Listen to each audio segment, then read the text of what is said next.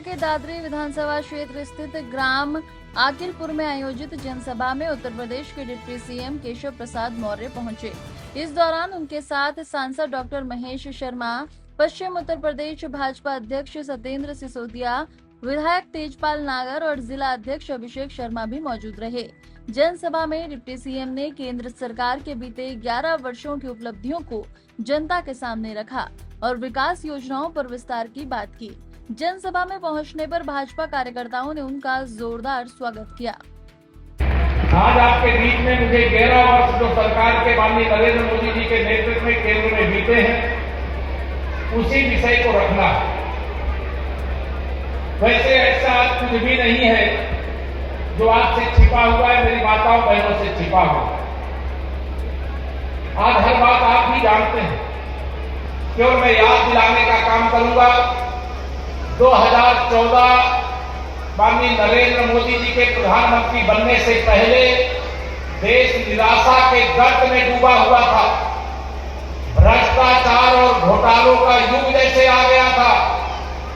भारत कभी प्रगति कर पाएगा कि नहीं कर पाएगा, ये सोचा भी नहीं जा सकता था।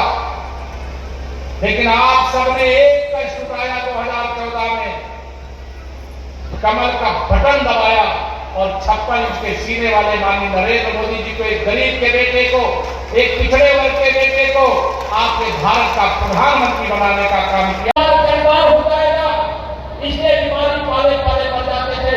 अब परिवार कर्जदार नहीं होगा, आपने तो कर्ज अदा कर दिया। कमल का बटन दबा करके माननीय प्रधानमंत्री श्री नरेंद्र मोदी जी ब्याज के साथ उसे चुकता करने का काम कर रहे हैं, आपकी सेवा करने का काम कर रहे हैं, आपका इलाज करने का काम कर रहे हैं। देश के अंदर 81 करोड़ लोगों को प्रधानमंत्री गरीब कल्याण अन्न योजना का राशन कोरोना काल से फ्री में वितरण करने का काम हो रहा है। मुझे नहीं मालूम इस क्षेत्र में कितने लोगों को राशन मिल रहा है, किसको मिल रहा है कि नहीं मिल रहा है। फ्री वाला राशन मिल रहा है, नहीं मिल रहा।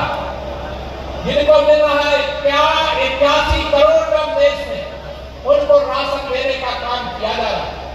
4 करोड़ गरीबों को जिनके पास रहने का घर आजादी के 75 साल बाद नहीं मिला था, उनको देने का काम किया जा चुका है।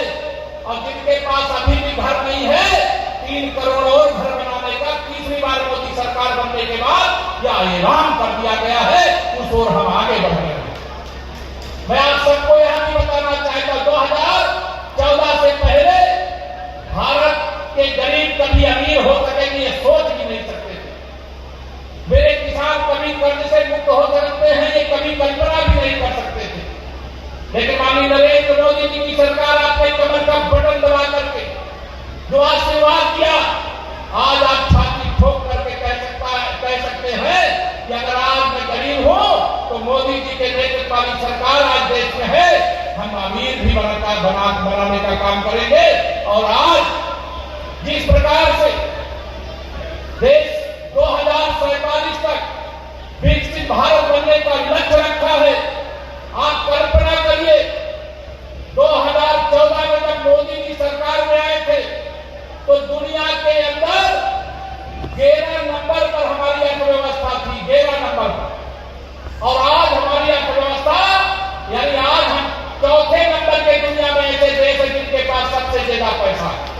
और मोदी जी ने कहा है कि 2027 तक, ये 2025 में मैं खड़ा, 13 साल पूरे हैं। जब 13 वर्ष पूरे होंगे तब हम तीसरी अर्थव्यवस्था दुनिया की बन जाएंगे। और वह भी दूर नहीं होगा जब दुनिया में हम सबसे आगे होंगे, और आगे होने का हमारा अधिकार है। और ये मोदी जी के नेतृत्व में संभव।